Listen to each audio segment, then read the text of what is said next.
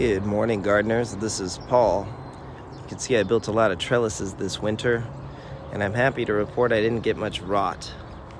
So that's always a good thing, especially from planting young cuttings or cuttings with not many roots on them in the middle of winter, you know. So I think a lot of it has to do with my soil or growing media. So let's talk a little bit about that. Sorry, I feel like I have to sneeze. All right, I'm good now. But anyways, let's go talk about it. So over here, I have some Cetaceous varieties. So here's Selenocereus Cetaceous, which is pretty sensitive, at least for me at first. And then Yellow Tie over here is sharing the pot. But I planted them in the middle of winter, and they're very, very happy. I think a lot of it has to do with the media I choose to use. So you can see there's plenty of aeration in this soil, and I think that's key. So this is season 4 of some serious dragon fruiting here. And let me go back to one of my first pots and show you kind of the difference. So this one, I don't even think I used any Fox Farm soils, believe it or not, but I didn't add much pumice or perlite, I should say. And you can see that the soil's just retaining way too much moisture. So I'm gonna pull this out and redo it because Hana here is one of the 2 plants that got damaged this winter. Godzilla also, which I think is really sensitive in my experience to cold and moisture as well. So you can see here the stem rot.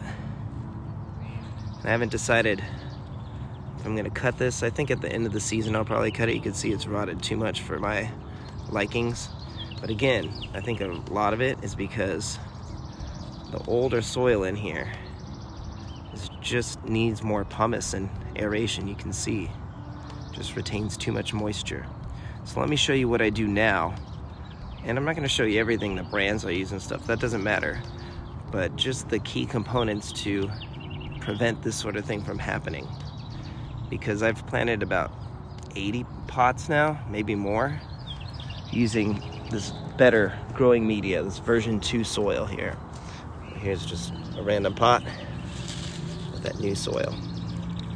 So hopefully you can see the difference compared to what Hana's in. And I think it's just making all the world of a difference in my dragon fruit plants. They're much happier, and I don't have to deal with any stem rot. So let me go show you what the important components are. Okay, so it's a hot one, and I'm making potting soil. So this is coconut coir, my first ingredient. And I like to mix it with earthworm castings, so that's over here. So I mixed about 10% earthworm castings to the coir. You can see it's the more black material. And then I like perlite a lot. Now these are bigger chunks. I'm not a fan of those. I prefer the number 3, which is this size. So perlite number 3, horticultural grade. And then I try to get the largest amount of vermiculite that I can. Largest size, I should say. So I like vermiculite. So what this is this will provide plenty of aeration, and the coconut coir, the worms are attracted to it, and they like to hang out in it, so it's a great way to get worms into your pots. And this is just a mixture that really prevents rot in my experience. So this is about 50%, this is 50%, and the other half is going to be Happy Frogs and Ocean Forest potting soil. So I'll mix it all up and I'll show you what it looks like when it's done. So I wanted to mention that whenever I can't buy it all the time, this time of year at least, but pumice is a key ingredient to my growing mixture as well. It's a bit more dense than perlite. It's sort of like gravel. Now, another key ingredient is peat moss. Peat moss is acidic, which dragon fruit like a pH of about 6.5 or so, and it also prevents overwatering and underwatering.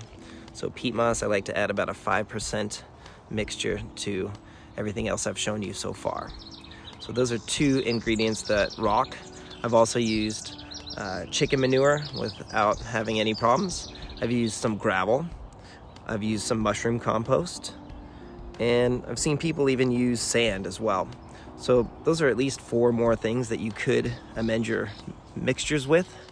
But remember, there's no bag of dragon fruit soil.